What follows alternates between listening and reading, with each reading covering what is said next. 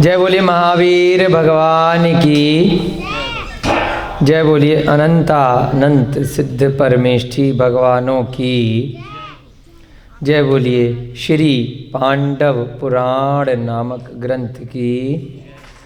जय बोलिए अष्टानिका महापर्व की। जय बोलिए तीसरे तीर्थंकर श्री संभवनाथ भगवान की। जय बोलिए संभवनाथ भगवान के जन्म कल्याणक महामहोत्सव की। जय बोलिए श्री पांडव पुराण के रचयिता आचार्य भगवान श्रीमद् भट्टारक श्री शुभचंद्र जी आचार्य की। जय बोलिए युधिष्ठिर भीम अर्जुन इत्यादि सभी केवली मोक्षगामी 63 सलाका पुरुषों में आने वाले ऐसे भगवानों की। जय बोलिए इस ग्रंथ के अनुवाद कर्ता पंडित नंदलाल जी जैन विशारद जी की। जय बोलिए इस युग के प्रथमाचार्य श्री चारित्र चक्रवर्ती आचार्य भगवान श्री शांति सागर जी महान मुनिराज की। जय बोलिए समाधि ग्रस्त आचार्य भगवान श्री विद्यानंद जी महाराज की। जय बोलिए आचार्य भगवान श्री विमल सागर जी महाराज की। जय बोलिए आचार्य भगवान श्री विद्यासागर जी महाराज की। जय बोलिए आचार्य भगवान श्री विराग सागर जी महाराज की। जय बोलिए आचार्य भगवान श्री विशुद्ध सागर जी महाराज की। जय बोलिए मुनि श्री प्रणम्य सागर जी महाराज की। जय बोलिए आचार्य भगवान श्री प्रमुख सागर जी महाराज की। जय बोलिए आचार्य भगवान श्री श्रुत सागर जी महाराज की। जय बोलिए मुनि श्री विहर्ष सागर जी महाराज की। जय बोलिए शिक्षा गुरु मुनि श्री हनुमान सागर जी महाराज की। जय बोलिए आर्यका माता जी श्री चैतन्यमती माता जी की। जय बोलिए क्षुल्लक श्री ध्यान सागर जी महाराज की। सभी ज्ञानदानम गुरुकुल के नन्हे मुन्ने बालक बालिकाएं, अभिभावक गण, छात्र छात्राएं, अध्यापक गण, सहपाठी गण, सभी संस्थानम अभयदानम में एवं ज्ञानदानम गुरुकुल में कार्यरत अन्य बंधुजन सभी को सादर जय जिनेन्द्र। जय दो जुड़ंदो। हे धर्म प्रेमी महानुभावों, हम सभी आज संभवनाथ भगवान का जन्म कल्याणक महामहोत्सव मना रहे हैं। और आज ही के दिन कार्तिक शुक्ल पूर्णिमा के दिन अष्टानिका महापर्व का भी अंतिम दिवस है, 8वां दिवस है। आज के दिन देवलोग जो नंदीश्वर द्वीप में बहुत पूजा भक्ति के साथ में बामन जिनालयों में पिछले 8 दिन से पूजा भक्ति कर रहे हैं, उसका अंतिम दिन है।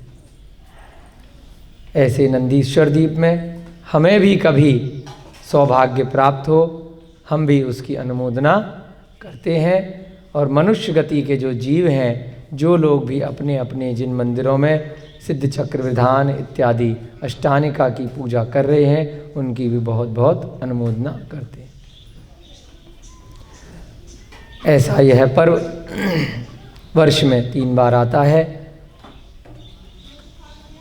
हम सबका पुण्योदय से कभी भी यदि हम स्वाध्याय के फलस्वरूप यदि देवगति में जाते हैं और सम्यक दृष्टि बनते हैं, तो हमें भी ऐसा साक्षात प्रत्यक्ष रूप से उस अकृत्रिम नंदीश्वर द्वीप में जो बामन जिन मंदिर हैं उनके दर्शन करने का सौभाग्य प्राप्त हो, ऐसा हम निवेदन करते हैं। इसके साथ ही आज संभवनाथ भगवान का जन्म कल्याणक है, तो संभवनाथ भगवान को हम नमोस्तु करते हुए आज का स्वाध्याय प्रारंभ करते हैं। अब तक कल तक की कक्षा में हमने देखा कि किस प्रकार से विचित्र चूलक नामक एक देव है जो स्वर्ग में चर्चा सुन रहा है कि मनुष्य लोक में भी कुछ लोग हैं जो बहुत सम्यक दृष्टि हैं, उनके पास विशेष ज्ञान है, तो उसकी परीक्षा लेने के लिए आया हुआ है। कौन आया हुआ है? विचित्र चूलक नामक देव। किसकी परीक्षा लेने आया है? वज्रायुध नामक युवराज की। तो परीक्षा में बहुत सारा वाद विवाद होता है। परीक्षा लेने के लिए वह एक पंडित का रूप बना लेता है और तत्वों के गूढ़ विषय के स्वरूप को जानने के लिए वह महाराज से कुछ प्रश्न पूछता है। अब आपको पता तो है ना, वज्रायुध थोड़ा भूल तो नहीं गए कल की कक्षा? दोबारा से बताएं। व्योम बल्लभ नाम का एक नगर है, उससे पहले की घटनाएं सारी याद हैं। त्रिपृष्ठ का जो पुत्र था श्री विजय, वो भविष्य में जाकर के अनंतवीर बन गया, उसका भाई अपराजित बन गया, एक भाई स्वर्ग चला गया और अनंतवीर नारायण पद के कारण से नरक चला गया। इनके जो पिता थे उनका नाम था स्तमित सागर, वह भी स्वर्ग चले गए थे। तो उन्होंने जब अवधि ज्ञान से जाना कि उनका पूर्व की पर्याय का पुत्र नरक चला गया है, तो उसको जाकर के संबोधन किया और उस संबोधन से वह क्या हो गया? सम्यक दृष्टि हो गया। जैसे कि कल आपका उदाहरण दिया था ना कि जेल में आयु है वो निकालनी तो पड़ेगी, तो इससे अच्छा शांति से निकाल लो, वहाँ पर कुछ अच्छा काम कर लो जेल में रहकर भी, तो वहीं पर आप मानेंगे कि चलो ठीक है, जैसे बाहर थे वैसे अंदर है, शांति से निकाल लो। तो सम्यक दर्शन आप नरक में भी प्राप्त कर सकते हैं और अगली पर्यायों में फिर आप निम्न पर्यायों में जन्म नहीं लेते, मनुष्य गति में आने की पूरी संभावना हो जाती है। नहीं तो क्या होगा, अगर जेल में जाकर के या नरक में जाकर के दंगे करोगे, वहाँ मार पिटाई करोगे, है ना, या दुख मनाओगे, तो अगले भव में भी फिर से त्रियंच में ही जाओगे। अच्छा, नरक से मरण करके दोबारा नरक में नहीं जाते, ठीक है ना।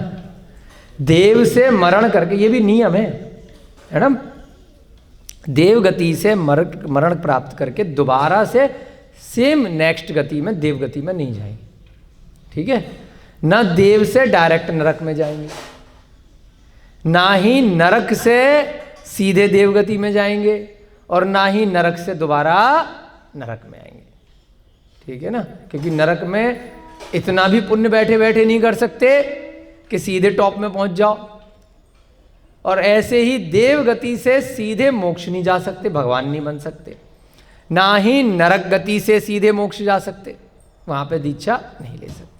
तो देव गति का जीव भी कहाँ आता है? त्रियंच में या मनुष्य में। दोबारा से रिपीट नहीं कर सकता कि अरे वाह इतना बढ़िया है देवगति, रोज समूसरण में बैठ रहे हैं, खूब वहीं से तपस्या करनी शुरू कर दे तो अगली बार दोबारा देवगति मिल जाए, ऐसा विकल्प नहीं है। ऐसे ही नरक गति में कितने भी पाप कर ले दोबारा से जाकर के वहां पर, फिर दोबारा से नरक नहीं मिलेगा। एक बार कहाँ जाओगे? त्रियंच गति में चले जाओगे, है ना। फिर वहां पर जाकर के फिर अगर दोबारा से पाप किए, फिर त्रियंच से वापस आप नरक में जा सकते। त्रियंच गति समझ गए ना? त्रियंच गति तो इतने दिनों में आप जो भी पशु पक्षी हैं, पेड़ पौधे हैं, मच्छर मक्खी हैं, ये सब त्रियंच गति में है। एक इंद्रिय जीव से लेकर के पंच इंद्रिय तक के जितने भी मनुष्य गति है, मनुष्य गति से पहले तक के त्रियंच में जानवर वगैरह। तो त्रियंच गति का जो जीव है वो सीधे कहाँ जा सकता है? देव में जा सकता है। ये बतख जो बैठी है, बतख भी देव बन सकती है, जरूरी नहीं है बीच में मनुष्य होना पड़े। कोई जानवर है वह भी सीधे डायरेक्ट देव बन सकता है, और वही जानवर पशु पक्षी सीधे नरक भी जा सकता है। ऐसा नहीं है कि उस कुत्ते ने, उस गधे ने, उस गाय ने बेचारा क्या बिगाड़ा है किसी का, वो नरक क्यों गई। आपको नहीं मालूम है, उस गाय की पर्याय में, भैंस की पर्याय में, गधे घोड़े 84 लाख योनियों में बहुत सारी योनियाँ हैं पशु पक्षी की, तो उनमें भी उन्होंने अगर कषाय कर ली, आप उनको रोटी दे रहे हैं, है ना, 4-6 पक्षी हैं, 4-6 जानवर हैं, आपस में उस रोटी के टुकड़े के लिए लड़ रहे हैं, एक दूसरे को मार देते हैं।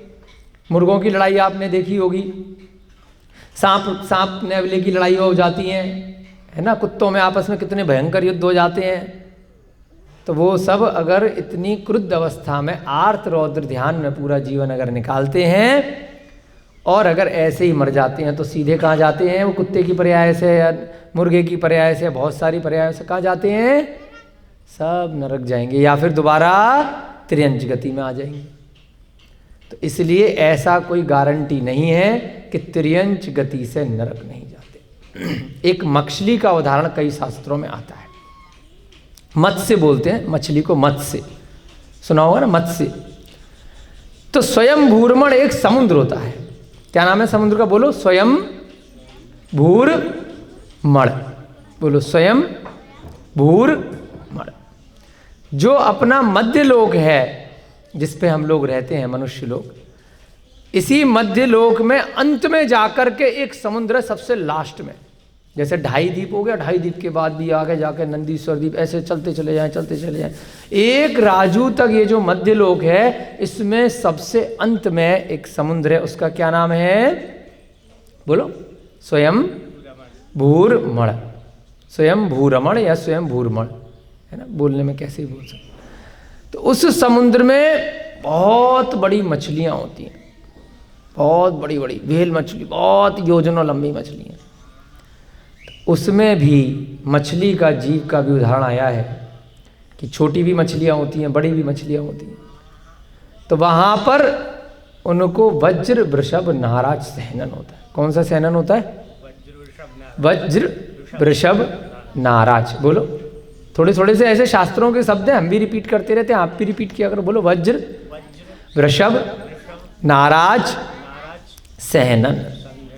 6 प्रकार के सहनन होते हैं हमारी बॉडी में, है ना, नाराज सहनन, अर्ध नाराज सहनन, कीलक सहनन, है ना। तो इस प्रकार से सबसे बड़ा जो सहनन होता है उसको बोलते हैं वज्र वृषभ नाराज सहनन। कि हड्डियां किस प्रकार की हैं? वज्र की हड्डियां हैं। हड्डियों के जो जोड़ हैं, ये जो जॉइंट हैं, जॉइंट होता है ना घुटने और ये कोहनियाँ जहाँ से हड्डी घूमती है, ये भी वज्र के हैं। और जो नसें होती हैं कीलक, ये भी वज्र के, सब चीज़ें वज्र की होती हैं। तो इतना कठोर होता है कि उससे कठोर कोई धातु नहीं होती है। वज्र वृषभ नाराज सहनन। तो ऐसा ही सहनन मोक्षगामी पुरुषों का, तीर्थंकर इत्यादि का होता है, बाहुबली भरत का भी था। तो ऐसे ही वह जो मछली होती है वह मन में खाली भाव कर लेती है कि मैं जो है, अगर इसके जैसी बड़ी मछली होती है, एक छोटी मछली है और एक बड़ी मछली है, तो छोटी मछली का उदाहरण आता है कि जब कभी वह छोटी मछली ने ऐसा भाव कर लिया कि मैं इसके जैसी बड़ी होती तो सारी मछलियों को, छोटी मछलियों को खा जाती और ये कुछ नहीं करती है।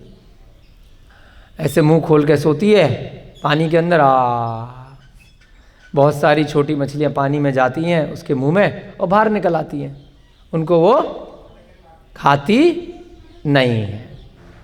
अगर मैं इसके जैसी होती तो सबको खा लेती, खाया वाया कुछ नहीं, मन में विचार कर लिया, उसी भाव में उसका मरण हो गया। ऐसे परिणाम हो गए तो कहाँ चली जाती है? 7वें नरक, भावों के कारण, बिना खाए भी।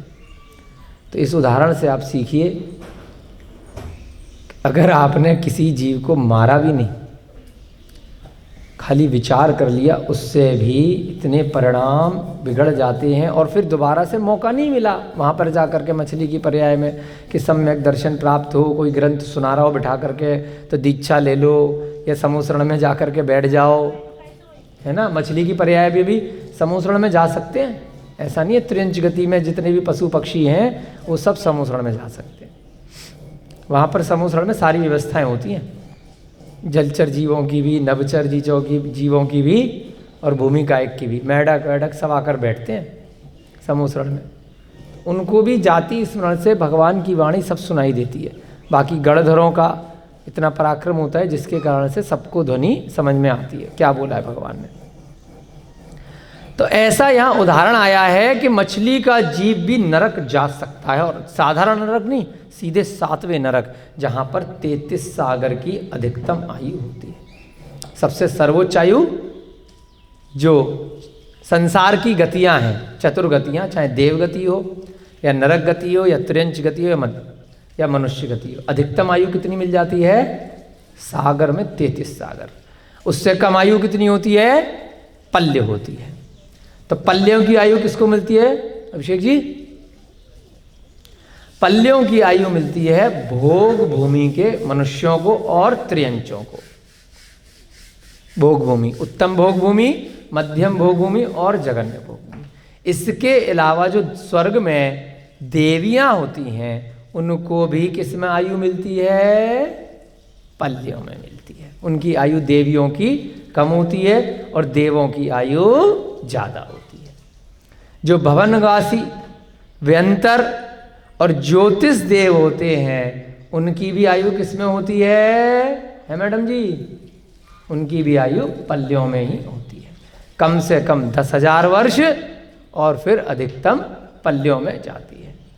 जो ऊपर वाले स्वर्गों के वैमानिक देव हैं, सुमेरु पर्वत के ऊपर जो स्वर्ग हैं, सौधर्म, ईशान इत्यादि 16 स्वर्ग, फिर अनुदिश, ग्रैवेयक, अनुत्तर, इन सब में सागर में आयु होती है। तो पल्य से बड़ा होता है सागर। 10 कोड़ा कोड़ी पल्य का एक सागर होता है। ठीक है ना, पहले भी कई बार बोला, रिपीट करते रहते हैं जिससे कि याद हो जाए चीजें। तो यहां पर विषय आया था नरक का। तो ऐसा कोई जरूरी नहीं है कि त्रियंच गति से कोई नरक नहीं जा सकता या मनुष्य गति से कोई नरक नहीं जा सकता। मनुष्य और त्रियंच गति वाले कहीं भी जा सकते हैं। ध्यान रखिएगा, मनुष्य वाला दोबारा से रिपीट मनुष्य बन सकता है। ठीक है, पिछले भव में मनुष्य था, राग द्वेष कर लिया, उसी घर में बाकी परिवारों के सदस्य तो क्या हो जाएगा? उसी घर में दोबारा से अपने ही बच्चे का बच्चा बन जाएगा, माँ बन जाएगा, पत्नी बन जाएगा, कुछ भी उसी पर। मनुष्य दोबारा से मनुष्य बन सकता है।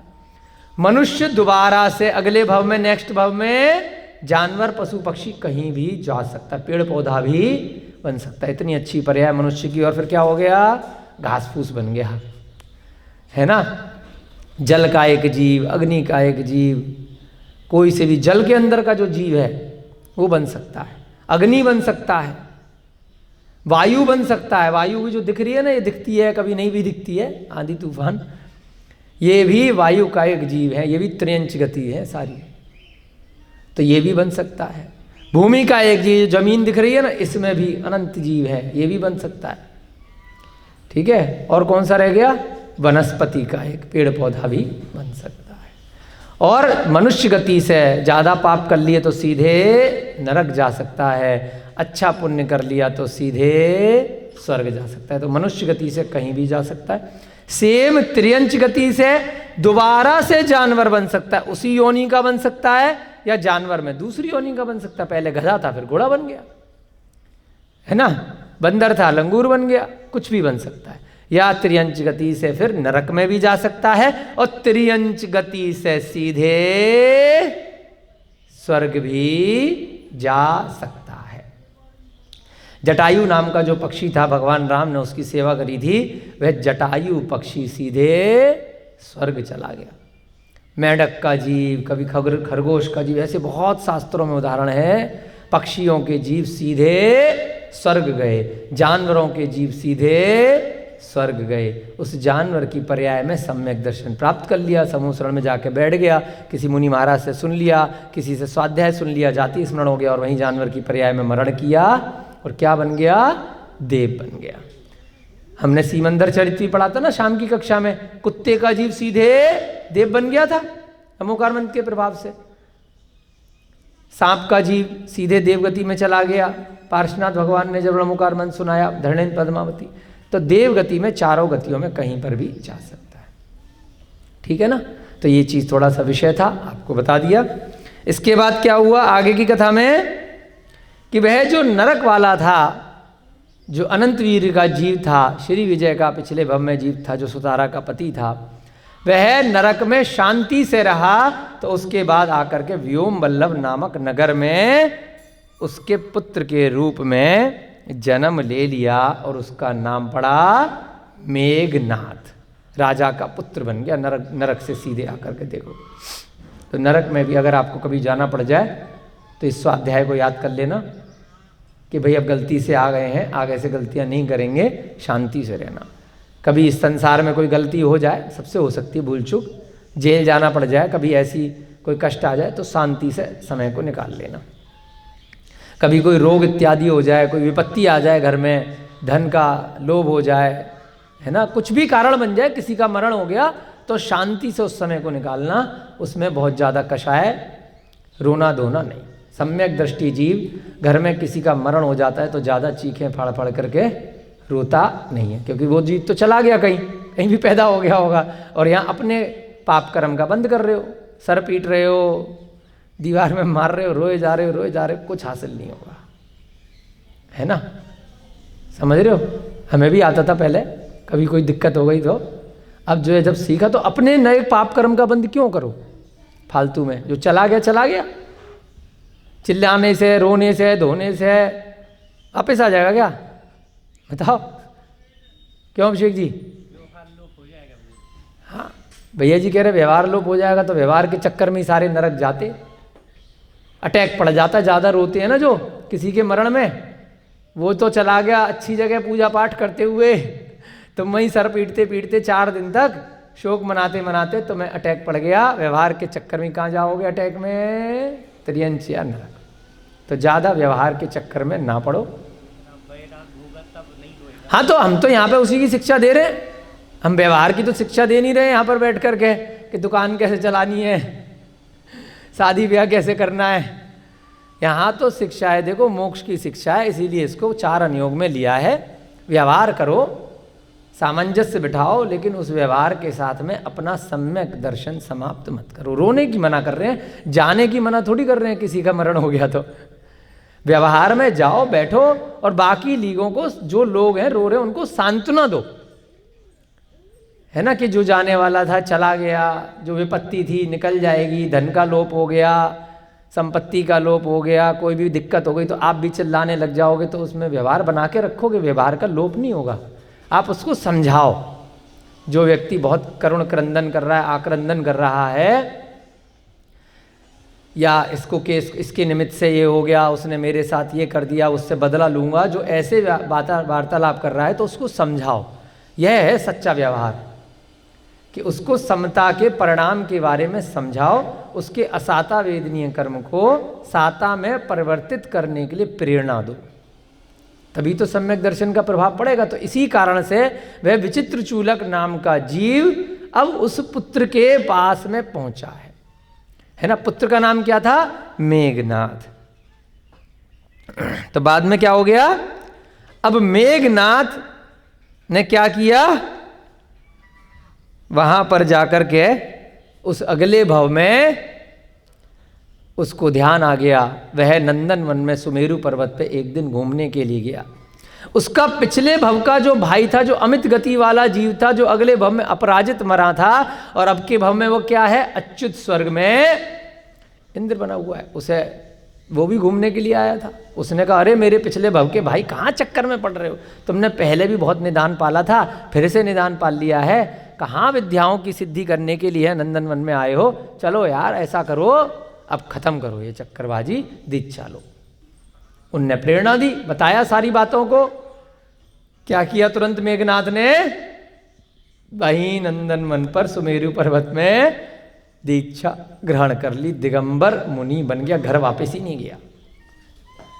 उसके बाद क्या हुआ? वहां पर घनघोर तप किया। पिछले भाव में जो अश्वग्रीव को उसके पिता ने मारा था, त्रिपृष्ठ ने, पिछले कई भव पहले, कई भव बाद, अश्वग्रीव का एक भाई था जिसका नाम था सुकंठ। वह वहां पर व्यंतर बन के घूम रहा था देव पर्याय में, असुर जाति का देवता भवनवासी में। उसने पूर्व भव का स्मरण आ गया, अच्छा ये भी ग्रुप में, गैंग में शामिल था, जब मेरे पिता अश्वग्रीव को, मेरे भाई अश्वग्रीव को मारा गया है, अब इसका पीछा लूँगा।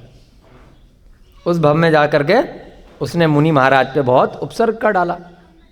अब उपसर्ग के कारण से शांत परिणामों से मरण किया, कोई बदले की भावना मेघनाथ ने नहीं करी। तो क्या हुआ, अगले भव में जाकर के जहाँ उनका पिछले भव का भाई अपराजित था, वहीं उनका भाई जाकर के बन गया। भाई से मतलब प्रतीन्द्र बन गया। अब देवों में भाई भाई नहीं होते, परिवारी सदस्य की तरह से इंद्र, सामानिक, त्रयत्रिंशत, बहुत सारे उसमें 10 प्रकार की जातियां होती हैं, ऐसे ही एक होता है प्रतीन्द्र। तो प्रतीन्द्र बन गया उसी स्वर्ग में, अच्युत स्वर्ग में। कौन? मेघनाथ का जीव, जो पिछले भव में श्री विजय था, है ना। उसके बाद जाकर के वह नारायण बन गया था, अनंतवीर। अब क्या बन गया, नारायण के बाद नरक भी घूम आया, अब फिर से मनुष्य में आया और मनुष्य से अब देव बन गया। नरक से सीधे देव नहीं गया, ये आपको समझाने का प्रयास पिछले थोड़े से स्वाध्याय में कर रहे हैं, ठीक है ना। नरक से मनुष्य में आया और मनुष्य से अब अच्छा काम किया तो देव बन गया। उसके बाद अब दोनों भाई, दोनों पिछले भवों के भाई और इस भव के इंद्र और प्रतीन्द्र कहाँ पहुंचे? रत्न संचयपुर नामक नगर में क्षेमंकर के यहाँ अपराजित तो वज्रायुध बन गया, और क्योंकि ये वाला बाद में पहुंचा था स्वर्ग में, तो ये वज्रायुध का पुत्र बन गया। पहले के भाई, फिर इंद्र, प्रतीन्द्र, कभी स्वर्ग कभी नरक, अब कहाँ पहुंच गया? एक पिता बन गया और एक पुत्र बन गया, वज्रायुध, है ना। और उसका पुत्र बन गया सहस्रायुध। बोलो, सहस्रायुध, है ना। अपराजित क्या बन गया? वज्रायुध, और पुत्र क्या बन गया? सहस्रायुध। ऐसे करके 3 पीढ़ियां आ गई। उसके बाद एक दिन जो वज्रायुध था, यानी कि अपराजित का जो जीव है, पर्याय बदलती जा रही है अगले अगले भव में, उसकी चर्चा स्वर्ग में चली कि बड़ा सम्यक दृष्टि है। तो उसको चेक करने के लिए विचित्र चूलक नाम का देव पंडित बन के पहुंच गया परीक्षा लेने के लिए, और उसने शास्त्रार्थ किया कि अगर मुझे शास्त्रार्थ में हरा दोगे तो मान लूंगा कि आप बड़े सम्यक दृष्टि, सम्यक ज्ञानी, बड़े विद्वान हो, नहीं तो देख लो आप ही के राज्य में आपकी, मैं नॉर्मल पंडित आपकी बेइज्जती कर दूंगा। उसने ये नहीं बताया कि मैं देव हूं, साधारण सा पंडित बन के आया है। बहुत सारे धर्मों का, बहुत सारे मतों का उसको ज्ञान है। तो उसने जाकर के पूछा कि भाई अच्छा ये बात बताओ, आपके मत के हिसाब से 7 तत्व कौन से होते हैं? और 7 तत्व में अगर जीव आदि एक दूसरे से भिन्न है तो इस प्रकार से तो दोनों चीज़ अलग अलग हो गई, आत्मा और शरीर भिन्न भिन्न पर हो गया, तो इकट्ठे क्यों रहते हैं? और अगर इकट्ठे हैं तो एक हो गए, एक साथ माने गए, तो वो भी दिक्कत है। तो फिर 2 को अलग अलग क्यों बोला? अब जैसे पेन है, पेन में ढक्कन और ये दोनों को मिलाकर जब पेन बोल रहे हो तो दोनों अलग अलग क्यों बोल रहे हो भाई? है ना। तो ऐसे ही शरीर और आत्मा जब एक हैं तो एक नाम दो, अलग अलग हैं तो भाई दोनों फिर एक साथ रह कैसे रहे? बहुत सारे इस प्रकार से गूढ़ विषय उसने पूछे। उसके बाद कहा कि भाई आधार से रहित हो जाएगा, भेद व्यवहार मिट जाएगा, बहुत सारी बातें उसने कहीं। आगे के भी प्रश्न आज के स्वाध्याय में उसने क्या क्या पूछे हैं, विचित्र चूलक नाम के देव ने पंडित की रूप बना करके, हम उसकी चर्चा आज करेंगे। थोड़ा थोड़ा सा द्रव्यानुयोग भी इस प्रथमानुयोग में समावेश हुआ है, उसका भी देखेंगे। और उसके बाद फिर आगे उन जीवों का क्या होगा यह हम पढ़ेंगे। आगे की गतियों में ये ध्यान रखिएगा, यह जो जीव है जिससे प्रश्न पूछे जा रहे हैं, भविष्य की पर्यायों में ये तीर्थंकर, चक्रवर्ती और कामदेव बनने जा रहा है। उन्हीं के कुल से भविष्य में जाकर के पांडवों का जन्म होने जा रहा है। तो इसलिए सभी चीज़ें एक दूसरे से जुड़ी हुई हैं। आगे का स्वाध्याय प्रारंभ करने से पहले आज का हम सभी लोग हाथ जोड़ करके मंगलाचरण करेंगे। मंगलम भगवान वीरो, मंगलम गौतमो गढ़ी, मंगलम कुंद कुंदाध्यो, जैन धर्मोस्तु मंगलम, सर्व मंगल मांगल्यम, सर्व कल्याणकारकम, प्रधानम सर्वधर्माणाम जैनम जयतु शासनम, जैनम जयतु शासनम, जैनम जयतु शासनम। सर्वे श्रोतारः सावधानतया शृण्वन्तु। सभी श्रोतागण, सभी बंधुजन बहुत सावधान होकर के, एकाग्रचित्त होकर के आगे का स्वाध्याय सुनेंगे। अब आगे वह प्रश्न शास्त्रार्थ में पंडित जी और पूछ रहे हैं, इसलिए जबकि परस्पर एक दूसरे में समाविष्ट नहीं होते, तब इनमें से एक को मानना ही योग्य है। जैसे अभी हमने उदाहरण दिया ना, साधारण से उदाहरण हमारे मन में आया कि जब ये परस्पर एक दूसरे में समाविष्ट नहीं हो रहे, तो एक ही का नाम लेंगे ना, अलग अलग क्यों बोलेंगे? ढक्कन के बिना पेन अधूरा है, पेन के बिना तो एक साथ है, रिफिल के बिना है ना, पेन तो नहीं कहा जाएगा। तो इनमें से एक ही शब्द बोलना चाहिए, एक ही मानना योग्य है। फिर अलग अलग जीव और पुद्गल जो शरीर है उसको, आत्मा और शरीर को अलग अलग क्यों मान रहे हो? शरीर मरा, आत्मा ही मर गई, फिर एक ही शब्द बोलेंगे ना कि मर गया, आदमी मर गया। जैसे लोक व्यवहार में लोग बोलते वो मर गया, तो यानी कि आदमी मर गया, उसकी आत्मा का हमें नहीं मालूम कोई होती भी है कि नहीं होती है। कई धर्मों में, कई मतों में मानते ही नहीं है। शरीर का मरण, आत्मा का मरण मान लिया जाता है, अब दोबारा उसका जन्म मरण कभी भी नहीं होगा। पंच तत्वभूत यह शरीर और आत्मा एक साथ जन्मी थी, एक साथ प्राप्त हुई थी, ऐसी कोई रासायनिक प्रक्रिया हुई थी जिस कारण से वह बन गया था, उसका जन्म हो गया, उसका मरण हो गया, बात खत्म, डी एंड। इस प्रकार से प्रश्न पूछा। फिर अगला पूछा, कंफ्यूज कर रहा है वो पंडित, अगर ये आप उत्तर दोगे तो ये बात आ जाएगी, ये उत्तर दोगे तो ये बात आ जाएगी। अगला क्या बोला? यदि यह कहें कि द्रव्य तो एक ही है। द्रव्य, द्रव्य का मतलब क्या है बताओ? आप तो ज्ञानी हो चुके हो। द्रव्य कितने होते हैं? हाँ जी भैया जी, है? हाँ हाँ हाँ, एकाग्रचित्त। सात द्रव्य, सात तत्व होते हैं, 6 द्रव्य होते हैं। जीव, पुद्गल, धर्म, अधर्म, आकाश, काल। बोलो, जीव, पुद्गल, धर्म, अधर्म, आकाश, काल, है ना। अपन भी सब सम्यक दृष्टि थोड़े थोड़े तो हो गए ना, ठीक है। तो अब इन्होंने कहा कि द्रव्य तो एक है, ये सब बेकार की बातें हैं। द्रव्य जो भी चीज़ है वो एक ही द्रव्य है इस संसार में, और केवल पर्याय बहुत सी दिख पड़ती हैं। ऐसा बहुत सारे मीमांसक, वैशेषिक, है ना, और कौन कौन से दर्शन है, क्यों मैडम पढ़े थे ना पीएचडी में, क्या क्या नाम थे, है ना, सांख्यिकी और वैदिक, है ना, बहुत सारे दर्शन होते हैं, नहीं जो मत होते हैं धर्म दर्शन, तो उसमें अलग अलग मत के बहुत विद्वान हैं। कपिल आदि विद्वानों के नाम से उनको बोला जाता है। वैदिक दर्शन, मीमांसक दर्शन, वैशेषिक दर्शन, सीमांतक, बहुत सारे दर्शन हैं। 10-15 दर्शन पढ़े थे। हाँ, कई सारे हैं उसमें, अलग अलग मत में अलग अलग समय में कितने भी आ सकते हैं। अब तो पंचम काल है, 363 मत हैं भगवान महावीर के समय से। तो उसमें अलग अलग दर्शन में अलग अलग विचारणीय पुरुष हुए हैं, जो विद्वान भी उस समय के कहे गए, विचारक भी बोलते हैं उनको। तो लॉजिकली वो अपनी बात को सिद्ध कर देते हैं।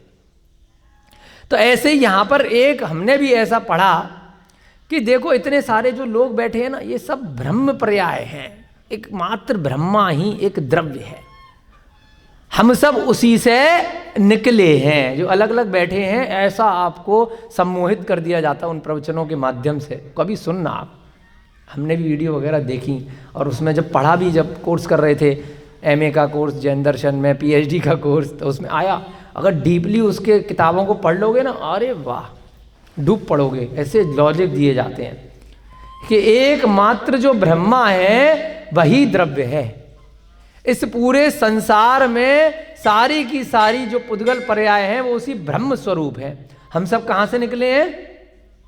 ब्रह्मा से निकले हैं। जैसे कि एक साइंटिस्ट आए, स्टीफन हॉकिंस, उन्होंने कहा जितने भी ब्रह्मांड में ऊपर आपको सूरज, चंद्रमा, चांद, सितारे दिख रहे हैं, ग्रह, नक्षत्र, वो सब एक पहले पिंड स्वरूप थे।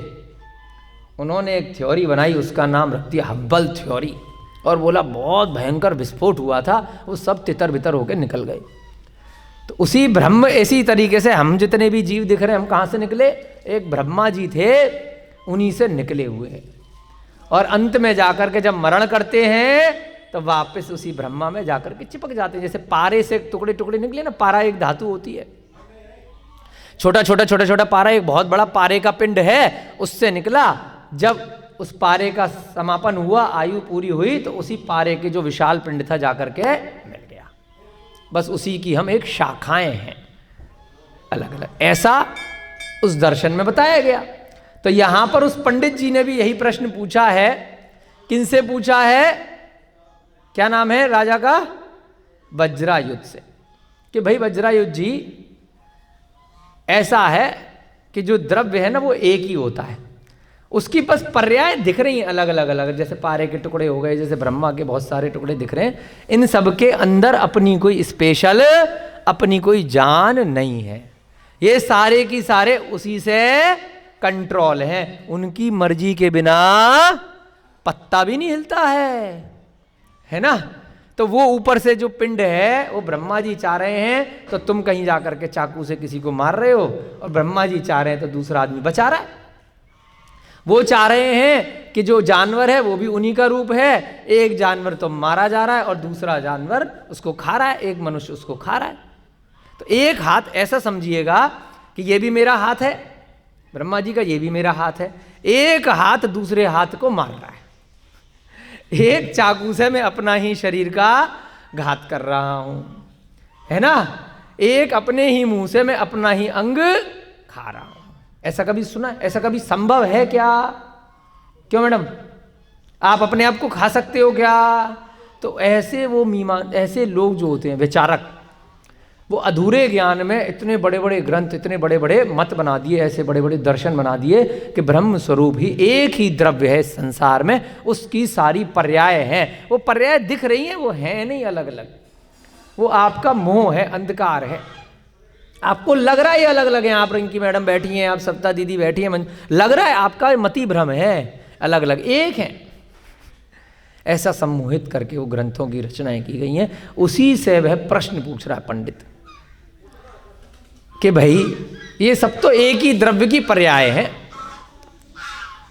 तो वास्तव में समस्त संसार, अब वो कह रहा है अगर मान लिया जाए कि एक ही है तो फिर तो वो सॉलिड हो जाएगा, एक ही चीज हो जाएगी, एक ही, एक जैसे मेज के टुकड़े टुकड़े निकल गए, वो तो एक ही चीज मानी जाएगी। तो समस्त संसार एक रूप ही दिखने लगेगा। अपना ही प्रश्न पूछा और उसके बाद उसने कहा अगर आप कहते हो कि हाँ एक ही द्रव्य है और उसी की सारी पर्याय हैं, तो इसका मतलब भाई सब ब्रह्मा ही है। सब ये क्या नाम है बच्चे का, प्रवीण जी, अभिषेक जी, ये सबका नाम ब्रह्मा ही रख दो, फिर सब अलग अलग तो है नहीं। तो समस्त संसार एक रूप ही दिखने लगेगा अगर ऐसा मान लिया तो। ये जितने भी चीज़ें पुद्गल की भी दिख रही हैं वो भी उन्हीं का रूप है, जो आसमान दिख रहा है वो भी उन्हीं का रूप है, घर मकान दुकान सारे लोग एक ही हैं, सब जानवर पशु पक्षी। जो अनेक रूप दृष्टिगत होता है, जो हम सब अलग अलग अलग अलग देख पा रहे हैं, वह कुछ भी संभव नहीं बनेगा, वह अलग अलग नहीं माना जाएगा। फिर तो एक ही व्यक्ति माना जाएगा, एक ही द्रव्य माना जाएगा, उसी की पर्याय मानी जाएगी। फिर उसके अभाव में मोक्ष भी नहीं मिल सकेगा। फिर जो मोक्ष की बातें भी कर रहे हैं वही दर्शन वाले कि मुक्ति मिल गई जीव को, कि भाई जब उसी में जाकर के समाहित हो गई, वहीं से निकली थी, तो फिर मोक्ष की बात क्यों करते हैं? तो फिर विरोधाभास आ रहा है, एक बात नहीं बन पा रही कि जब एक ही की पर्याय से सारे निकले हैं। जैसे मैंने कहा उंगली भी उसी की, ये भी, तो एक अकेली उंगली को मोक्ष कैसे हो जाएगा, एक हाथ को मोक्ष कैसे हो जाएगा, सर को अलग से मोक्ष कैसे हो जाएगा? ऐसा तो संभव नहीं है। मतलब अपने वो तर्क वितर्क रख रहा है जो पंडित है। थोड़ा सा गूढ़ विषय है, बहुत लोगों की समझ में नहीं भी आ रहा होगा, फिर भी थोड़ा बहुत प्रयास कीजिए, हमारे भी सारा 100% समझ में नहीं आ रहा है, फिर भी थोड़ा थोड़ा अपने पूर्व ज्ञान के आधार पर थोड़ा विचार करके, चिंतन करके, अन्य ग्रंथों के आधार से समझाने का सरल भाषा में थोड़ा प्रयत्न कर रहे हैं। जरूरी नहीं है हम 100% बिल्कुल एकदम सटीक बोल रहे हो, प्रयत्न हम भी कर रहे हैं, आप भी अपने शब्दों में अपने मन के विचारों से प्रयत्न करने का प्रयास कीजिए। द्रव्यानुयोग थोड़ा गूढ़ होता है, उसके लिए आपको प्रथमानुयोग, करणानुयोग, चरणानुयोग तीनों को धीरे धीरे करके समय के साथ पढ़ना होता है। जब सम्यक ज्ञान आगे बढ़ता जाता है तब द्रव्यानुयोग का विषय आता है, लेकिन इन प्रथमानुयोग में बीच बीच में सारी चीज़ें समाहित होती हैं, तो इसलिए हमें सीखना चाहिए। इसके बाद इसके पीछे यह प्रश्न उपस्थित होगा कि द्रव्य नित्य है या क्षणिक। कई सारे प्रश्न पूछ रहा है वो पंडित। क्या बोला? द्रव्य नित्य है या क्षणिक। नित्य माने ऑलवेज, हमेशा। जो भी द्रव्य है, जैसे कोई भी द्रव्य मान लिया, अब मान लो ब्रह्मा को तो अपन ने नहीं देखा, ये माइक जो रखा है यहाँ पर, पेन रखा है, ये हमेशा पेन ऐसी अगर रखा रहेगा तो 5 साल बाद इसको आप ऐसी यहीं ऐसी की ऐसा मिलेगा आपको? क्या हो जाएगा? थोड़ा बेकार सा, प्लास्टिक भले ही है, बहुत साल चल जाएगी, चलो, बड़ा अजीब सा हो जाएगा, इंक सूख जाएगी, बेकार हो जाएगा। ये कागज है, यहाँ पे 2 साल बाद ऐसे ही मिलेगा, अगर यहीं छोड़ दिया जाए कीड़े खा जाएंगे, है ना, पीला पड़ जाएगा, बेकार हो जाएगा। ये जो लोहा है, यहीं पर छत के नीचे ऐसे ही खुले में छोड़ दिया जाए तो 2-4 महीने में ही बारिश होगी, इसका काम हो जाएगा, जंग लग जाएगी, बेकार हो जाएगा। ये जो पेड़ है, अगर इसको जल देना बंद कर दिया जाए या इसको जो भी प्रकृति से चीज़ें मिल रही हैं वो बंद हो जाए तो ऐसे ही रहेगा क्या?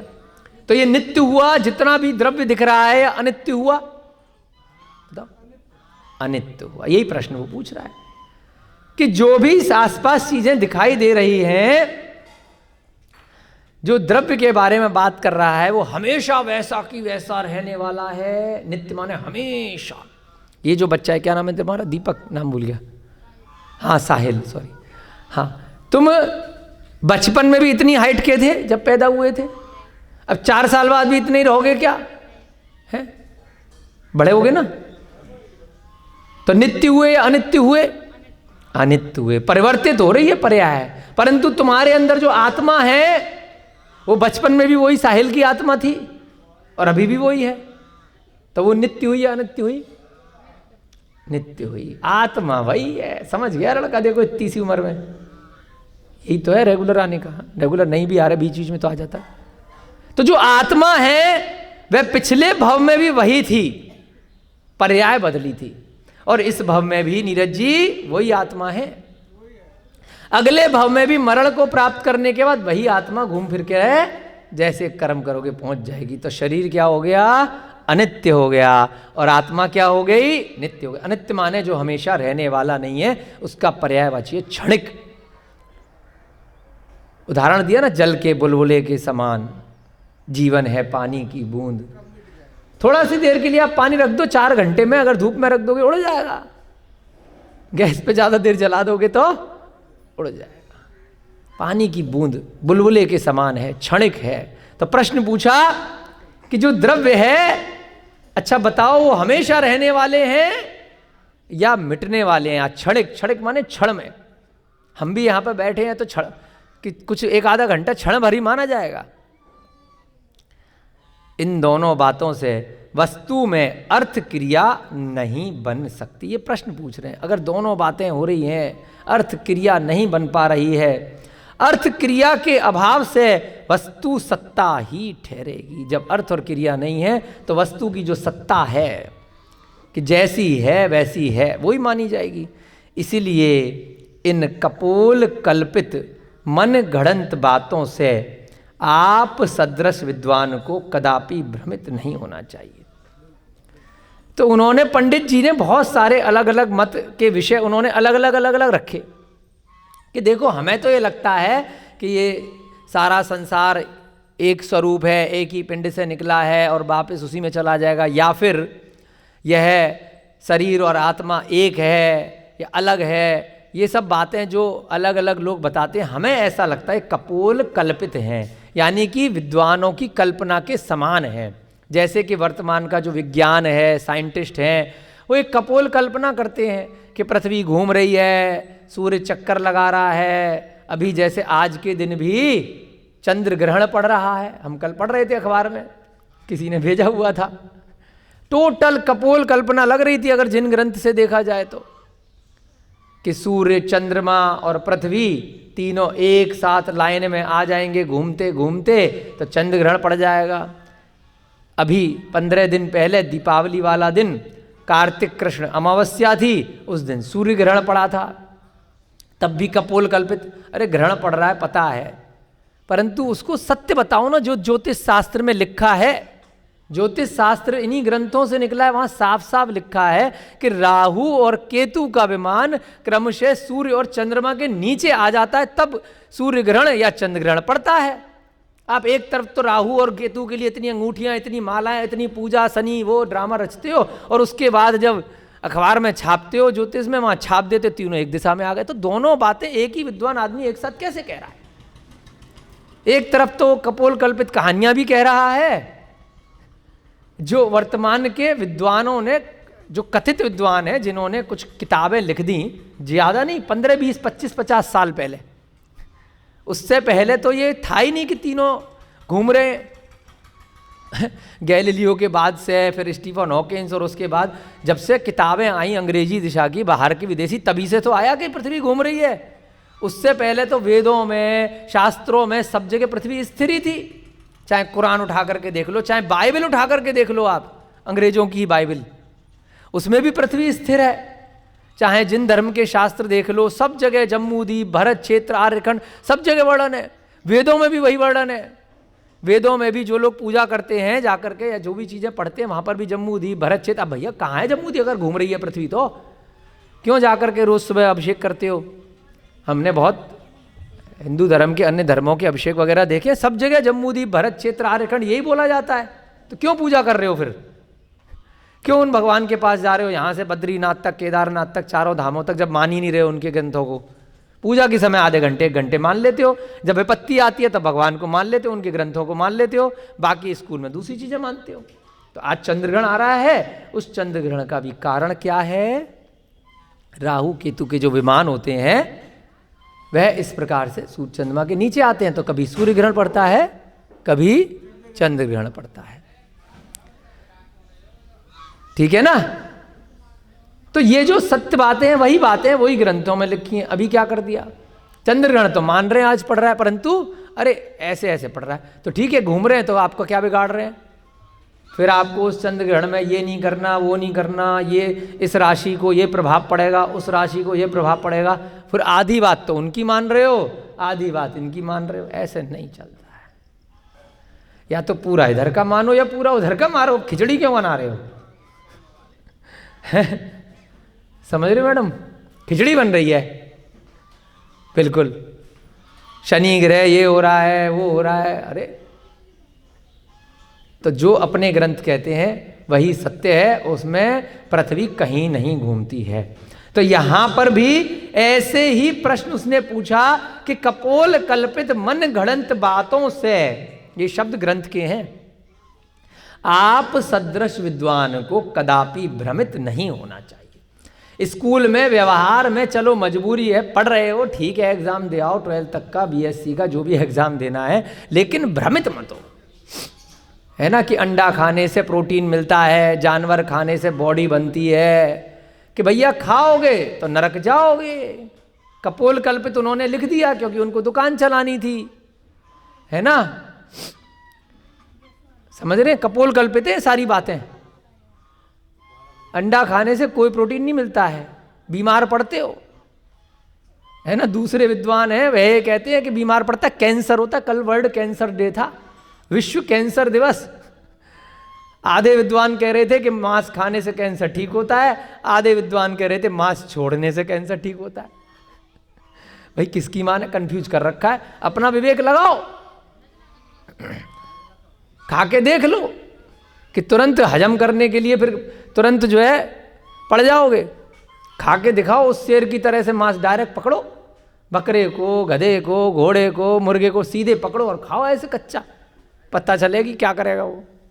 है खा लेते हो ना गाय का मांस, बकरे का मांस, मछली का मांस, सीधे नदी में कूदो और पकड़ो मछली, जैसे दूसरे जानवर मछली को खाते, तुम खा के दिखाओ सीधे डायरेक्ट, फिर पता चल जाएगा क्या करती है वो मछली, है ना।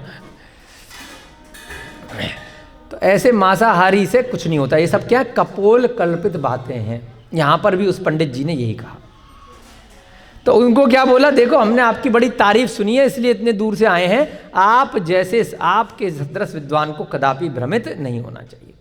अब नंबर आया किसका, वज्रायुध का। उन्होंने अपनी बात को पंडित जी ने समाप्त किया। पंडित जी के इन वचनों को सुनकर युवराज वज्रायुध ने कहा कि देखिए आपकी बात हमने सुन ली, बहुत अच्छी बात है, दोनों पक्ष आपने रखे हैं बहुत सारे विषयों के। एक बात करी फिर आपने उसका तोड़ भी बता दिया। तो देखिए पंडित जी बहुत ध्यान से सुनिएगा, ये जो लाइन आने वाली है, क्षणिक एकांत एवं नित्य एकांत में ये दोष आते हैं। क्षणिक एकांत यानी कि थोड़ी देर के लिए एकांत मत से, एक मत से किसी की बात मान ली तो दोष आएगा, या नित्य एकांत, या हमेशा के लिए उसकी एक ही बात मान ली तब भी दोष आएगा। ऐसा भगवान महावीर का अनेकांत का सिद्धांत है, उसकी दृष्टि से देखेंगे तो दोनों बातें स्यादवाद की दृष्टि से और अनेकांत की दृष्टि से सिद्ध हो जाएंगी। क्षणिक एकांत, अब हम सीखते हैं ये क्या शब्द आए हैं, थोड़े से गूढ़ शब्द हैं, है ना। आप में से किसी का बच्चा बैठा है कोई, आप लेके आती हो ना अपने बच्चे को, कहाँ है, आज नहीं आई। आपका बच्चा आपकी दृष्टि से क्या है, आपका पुत्र पुत्री है। अगर आपने उसको सारे जगत में बोल दिया बेटा है, बेटा ही नाम रख दिया, बेटा ही बता दिया कि सबका बेटा है, तो बेटा अपने आप को ही बेटा बोलेगा क्या, उसका भाई उसको बेटा बोलेगा क्या, है उसका दोस्त उसको बेटा बोलेगा क्या। तो इसको क्या बोला, क्षणिक एकांत, यानी कि एकांतवाद से आपने उसको सबका बेटा बना दिया। ऐसा संभव है क्या, नहीं है। ऐसे ही नित्य एकांत, हमेशा के लिए सबका बेटा बना दिया तब भी संभव नहीं है। तो बेटे की दृष्टि से अपने दोस्तों का वो क्या है, मित्र है। अपनी बहन का वह क्या है, भाई है। आपके लिए वह क्या है, बेटा है, पुत्र है ना। जब स्कूल जा रहा है तो टीचर के लिए, शिक्षक के लिए क्या है, वह विद्यार्थी है। अलग अलग जगह वह एक ही आदमी है, अलग अलग रूप है। इसको बोलते अनेकांतवाद। क्या बोलते हैं, अनेकांतवाद। ये आप अपने पति की दृष्टि से पत्नी है, बेटे की दृष्टि से माँ है ना, पिता की दृष्टि से पुत्री है, सास की दृष्टि से बहू है। इसको क्या बोलते हैं, अनेकांतवाद। अनेकांतवाद सिद्धांत है और उसको कहने की शैली स्यादवाद है। क्या बोलते हैं, स्यादवाद। सप्तभंगी सिद्धांत भी इसको बोला जाता है। किसी ने कहा अच्छा आप पुत्री हैं, बस इतना सा प्रश्न पूछा, तो आप क्या बोलेंगे, रिंकी मैडम प्रश्न पूछा आप पुत्री हैं, क्या बोलोगे, इतना प्रश्न है या नहीं। हाँ, तो इसको क्या कहा, कथनचित मैं अपने पिता माता की दृष्टि से पुत्री हूं, मैं अपने पति की दृष्टि से पुत्री नहीं हूं, है ना, या अन्य लोगों की दृष्टि से पुत्री नहीं हूं। और मैं पुत्री हूं या नहीं हूं मुझे पता नहीं, है ना, मेरे को जानकारी नहीं है। कथनचित हूं, कथनचित नहीं हूं, कथनचित मैं आपको बताने में इंटरेस्टेड नहीं हूं, या मैं कह नहीं सकती। तो ये तीन प्रकार के सिद्धांत स्याद अस्ति। बोलो, स्याद माने कथनचित, कथनचित, स्याद अस्ति, अस्ति माने हूं, है। बोलो स्याद अस्ति। स्याद नास्ति, स्याद, आगे बोलो स्याद है, आगे क्या बोलते हैं? स्याद अस्ति, स्याद नास्ति, स्याद, आगे क्या बोलते हैं पंडित जी? अस्ति नास्ति, कह नहीं सकते, है ना? पता नहीं है कि नहीं है, कथनचित है कथनचित नहीं है, और कहने पता नहीं। स्याद अस्ति स्याद, इस प्रकार से इसका परमुटेशन कॉम्बिनेशन मिलाओगे तो 7 प्रकार से बन जाएगा। खाली स्याद अस्ति, दूसरा स्याद नास्ति, और तीसरा स्याद अस्ति नास्ति। स्याद, उसके बाद अवक्तव्य, है ना? 3 होते हैं, स्याद अस्ति, स्याद नास्ति और स्याद, चौथा आ गया अवक्तव्य, कह नहीं सकते कि मैं पुत्री हूं या नहीं, तो 4 बन गए। इस प्रकार से स्याद अस्ति अवक्तव्य, स्याद नास्ति अवक्तव्य, स्याद अस्ति नास्ति अवक्तव्य। इस प्रकार से सप्तभंगी का सिद्धांत अनेकांतवाद और स्यादवाद कहलाता है। तो यहां पर क्या कहा उत्तर में? सारी बातों का समाधान कर दिया कि एकांतवाद से कहोगे कि आत्मा और शरीर एक हैं, तो भैया दिख रहे हैं एक साथ रह रहे हैं। अनेकांतवाद से कहो उसके अंदर आत्मा रह रही है। जब तक ये शरीर है तब तक आत्मा और शरीर कार्मण शरीर के कारण से, कर्मों के बंधन के कारण से एक हैं। परंतु जब शरीर मरण को प्राप्त हो जाएगा, जब आयु कर्म समाप्त हो जाएगा, तो क्या हो जाएंगे? अलग अलग हो जाएंगे। ये वाला शरीर यहीं रह जाएगा, आत्मा दूसरा शरीर ग्रहण कर लेगी, और जब मोक्ष हो जाएगा तब सारे की सारे शरीर छूट जाएंगे, आत्मा सीधे बस सिद्ध शिला पर पहुंच जाएगी। तो अनेकांतवाद से आपके सारे की सारे सवालों का जवाब आपको मिल जाएगा। इसी प्रकार सर्वथा भेदवाद एवं सर्वथा अभेदवाद में दोष दिखाई पड़ते हैं। अभेद माने 2 चीजें हैं, अलग अलग हैं। हमेशा ये मान लोगे कि पेन और ढक्कन अलग अलग हैं, तो भैया कहाँ हैं अलग अलग? अब हो गए अलग अलग। और यहाँ पर तो हम पेन, जब आप खरीदने जाओगे तो क्या बोलेगे? भैया 10 रुपये का पेन दे दो, तो क्या करेगा? रिफिल पकड़ाएगा क्या? पूरा देगा ना। और भैया जी ने लिखने के लिए मांगा, थोड़ी देर के लिए पेन देना लिखने के लिए, आपने इतना निकाल करके दे दिया, तब भी पेन माना जाएगा कि नहीं माना जाएगा? तब भी माना जाएगा, है ना? तो इसी प्रकार से हमेशा अभेद, यानी कि 2 चीजें अलग अलग हैं, ये भी नहीं चलेगा, और हमेशा एक हैं, यह भी नहीं चलेगा। लेकिन स्यादवाद नए को मानने वालों के यहाँ यह दोष नहीं आते। इन्होंने भी क्या बोला उत्तर में? वज्रायुध ने पहले बोला भाई अनेकांतवाद, और उसके साथ में क्या बोल दिया? स्यादवाद, यानी कि उसकी कहने की शैली। अनेकांतवाद सिद्धांत है और स्यादवाद उसकी कथन शैली, लिखने की कला। जैसे यहाँ पे हम बोल रहे हैं, उसके बाद जब इसको लिखने लगेंगे तो वह लिखने की लिपि हो गई ना एक तरह से, ऐसे। तो स्यादवाद नए जो मानते हैं, जो सप्तबंदी सिद्धांत को मानते हैं, वह आपके सारे की सारे प्रश्नों का उत्तर दे सकते हैं, वहां पे दोष नहीं आता। वहां तो पुण्य पाप का आश्रव होकर बंद होता है। जो 7 तत्व हैं, कल याद कराए थे, बोलो, जीव, अजीव, आश्रव, बंध, संवर, निर्जरा, मोक्ष। ठीक है, इस प्रकार से नंबर से 7 तत्व होते हैं। अब आत्मा के अंदर शरीर क्यों रह रही है? क्योंकि कर्मों का हमने पिछले भव में कुछ आश्रव किया था, कर्म आए थे। जैसा भी समझाया ना आपको, रोना धोने से क्या होगा? कर्म आएंगे। गुस्सा होने से क्या होगा?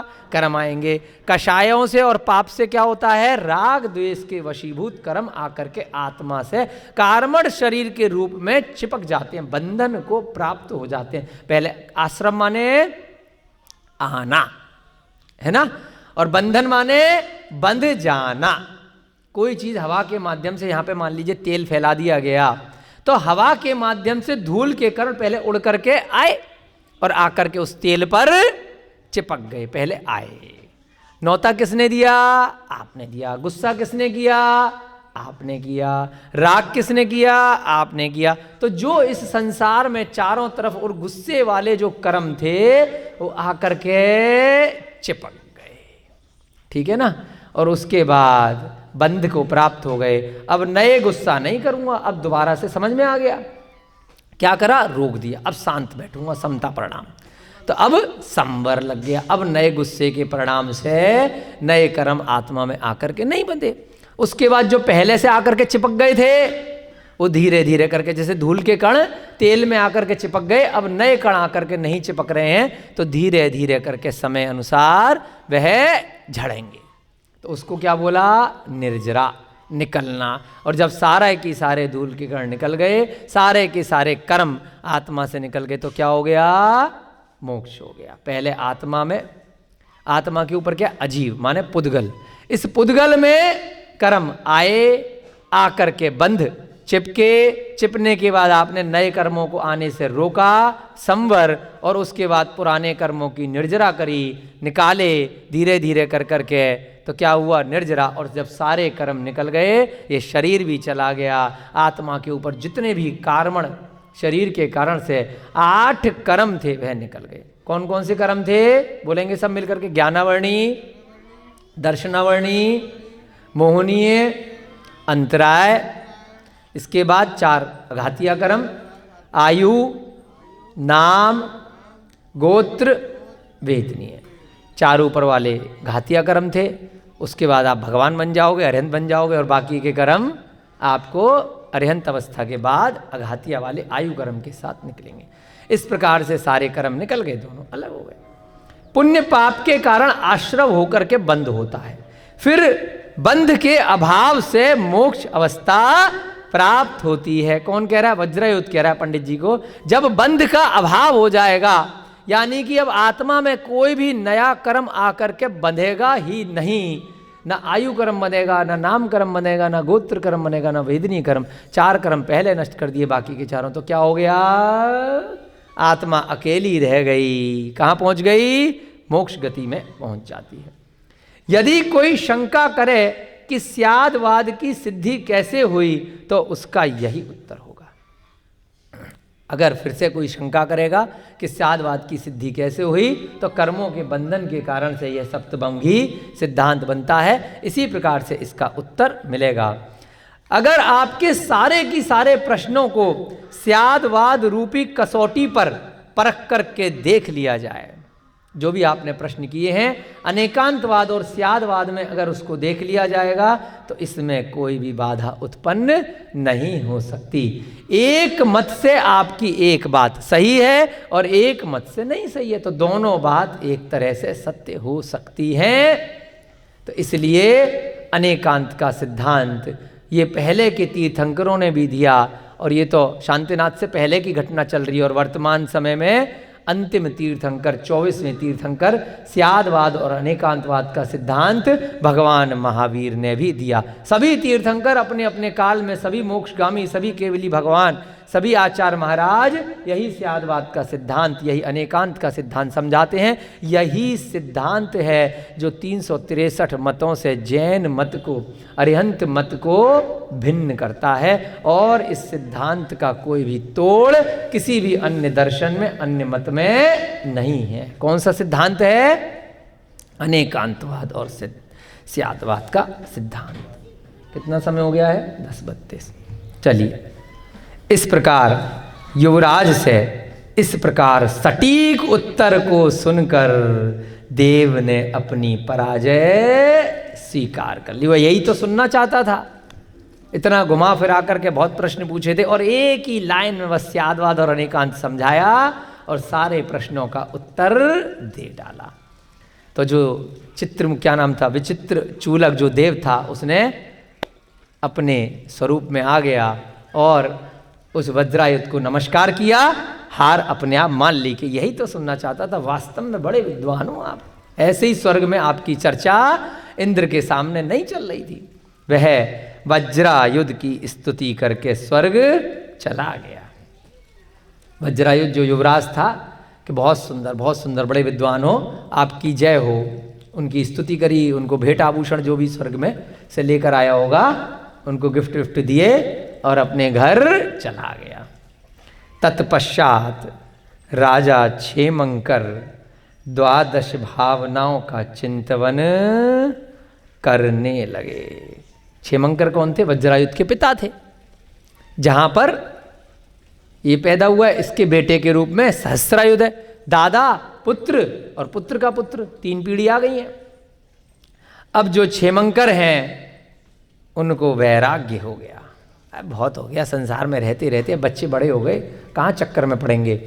तो 12 भावनाओं का चिंतन करने लगे। 12 माने 12 भावनाएं, अनित्य भावना, अशरण भावना, है ना। कौन कौन सी भावना है? 12 भावनाएं अभिषेक भैया जी। असुचि और अन्यत्व और एकत्व, बोधि दुर्लभ, संसार और बोलते जाओ, है धर्म और है असुचि, चलो शौच, बहुत सारी ऐसी भावनाएं, 12 भावनाएं।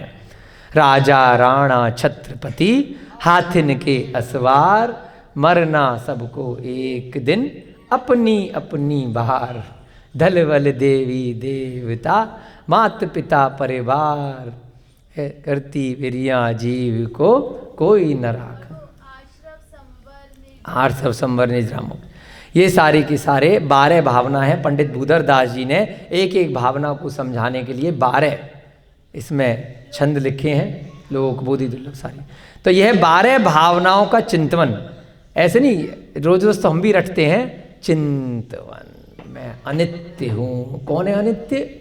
आत्मा अनित्य है। मैं नित्य हूँ, शरीर क्या है? आत्मा नित्य है, शरीर अनित्य है। शरीर हमेशा रहने वाला नहीं है। इस प्रकार से एक एक भावना का चिंतन किया। किसने? क्षेमंकर ने। वह जब इस प्रकार चिंतन कर रहा था तब लोकांतिक देव वहाँ पर उपस्थित हो गए। उन्होंने राजा के विचारों को, बहुत इतना बड़ा राजा था कि देवगति के जीव आ गए। अब यहाँ पे थोड़ा सा हमने अंडरलाइन की है, अब इसको विरोधाभास सा आ रहा है। जो लोकांतिक देव होते हैं वो वैराग्य के समय तप कल्याणक पर आते हैं, लोक का अंत करने वाले। ब्रह्म स्वर्ग के, पंचम स्वर्ग के जो देव हैं, जब कभी कोई तीर्थंकर का तप कल्याणक होता है या कोई बहुत बड़ा जीव कोई दीक्षा का भाव बना रहा होता है, उस समय आते हैं। तो ऐसे ही यहाँ पर लोकांतिक देव आए हैं, क्योंकि क्षेमंकर तप धारण करने के लिए दीक्षा लेने के विचार कर रहा है। तो कभी कभी लोकांतिक देव निकल करके आते हैं, बाकी जन कल्याणक इत्यादि के समय नहीं आते। अब उन्होंने राजा के विचारों को बहुत सराहा कि बहुत सुंदर, आपके भाव बड़े अच्छे हो रहे हैं दीक्षा लेने के लिए। तत्पश्चात क्षेमंकर ने वज्रायुध को बुलाकर, जो युवराज था जिससे पंडित जी ने प्रश्न पूछे थे देव पर्याय से आकर, युवराज वज्रायुध को बुलाया। बेटा ऐसा है कि अब तुम राज्य को संभालो। राज्य का भार उसे संभालने के लिए दे दिया एवं स्वयं वन की ओर जाकर के दिगंबर मुनि बन गया। दीक्षा ले ली। किसने? पिता ने, क्षेमंकर ने। अल्प अवधि के पश्चात तपश्चर्या के परिणाम से उपरांत उसे केवल ज्ञान प्राप्त हो गया। हर एक किसी के लिए नहीं आते लोकांतिक देव। जो इसी भव से भगवान बनने वाला हो, भगवान राम जैसा जीव हो, जिसका अंतिम भव हो, चरम शरीरी हो, तो स्पेशल, या फिर तीर्थंकरों के तप कल्याणक में बहुत ही विशेष लोगों का उनको ज्ञान अवधि ज्ञान में रहता है, उनके तप कल्याणक की पूजा करने के लिए वे आते हैं। तो उसको क्षेमंकर को क्या हो गया? 4 प्रकार के जो घातिया कर्म थे उनका नाश कर दिया। उसकी वजह से अरिहंत बन गया, केवल ज्ञान उत्पन्न हो गया। उस समय की शोभा का वर्णन करना लेखक की शक्ति के परे है। इतना जबरदस्त उनका वहाँ पर, अगर तीर्थंकर होते हैं तो समोसरण लगता है, और अगर आम केवली होते हैं तो क्या लग जाती है? गंधगुटी, छोटा समोसरण वह लग जाया करता है।